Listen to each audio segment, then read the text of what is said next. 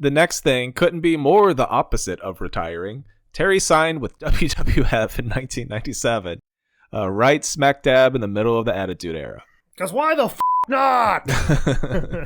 But the idea here is for Terry to come in and turn into Chainsaw Charlie. And the way Terry kind of put it out in his book was that he just kind of like riffed this idea off the top of his head. Like, get me a chainsaw, some overalls. I have a red shirt. Pantyhose, lucha mask, and character done. Terry was paired with Mankind, a.k.a. Mick Foley, who was now in his WWF Cactus Jack era. And they ran a feud against the New Age Outlaws.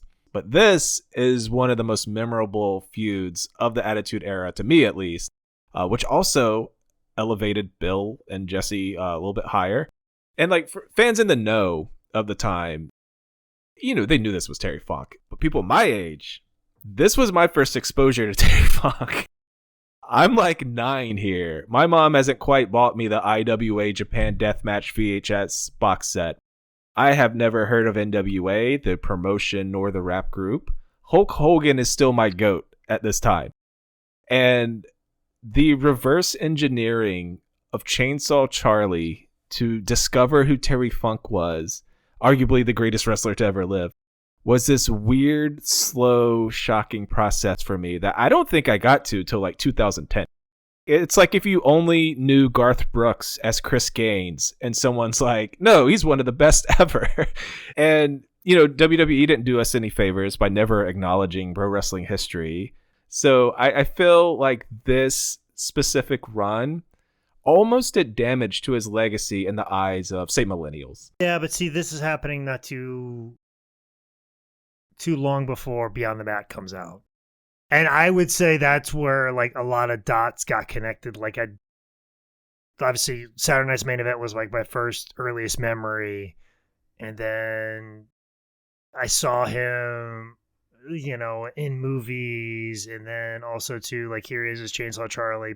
And also too, I saw him on like ECW like tapes that were in FYE and whatever those places were. But Beyond the Mat was kind of the thing that connected that all together and did a really good job of like, no, this guy's a legend.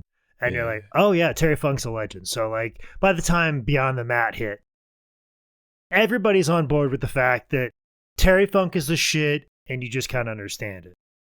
But yeah, this New Age Outlaws feud, those guys beat the Road Warriors.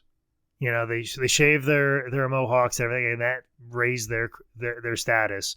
But like this feud with Cactus Jack and Chainsaw Charlie, Terry Funk, the things that they did to them and the things that those guys allowed done to them by the New Age Outlaws gave the New Age Outlaws like an edge that made you believe that they could kick some ass. Like you didn't like them, but they could kick somebody's ass.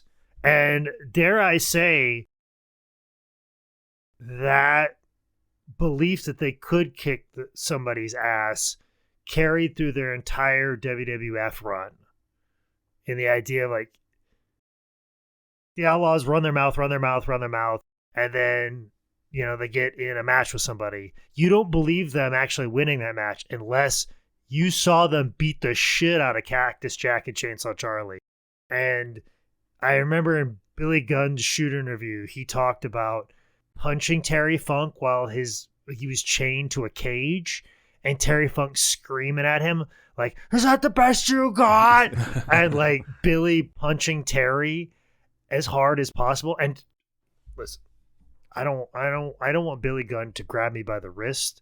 I barely want him to pat me on the back. The concept of taking Billy Gunn's best punch and then screaming at him, "Give me more and hit me harder," is just a level of crazy.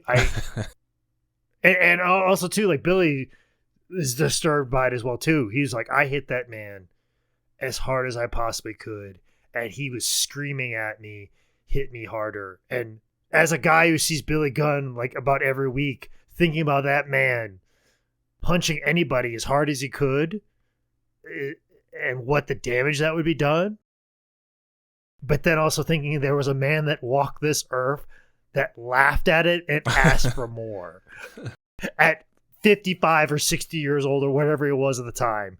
is insane to me. So any of you, if you're ever at an autograph appearance or you see Billy Gunn in public, picture a 55-year-old, 60-year-old man taking a punch from that beast of a fucking from man. that 55 or 60-year-old man.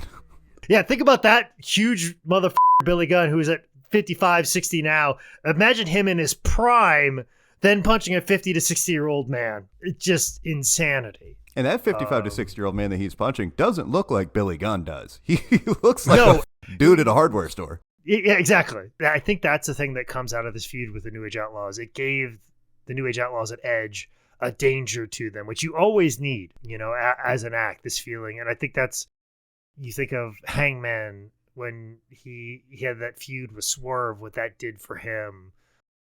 You need those feuds to let people know that you mean business and you can cause like serious bodily harm. And that's what Cactus Jack and Chainsaw Charlie did for the New Age Outlaws in this feud.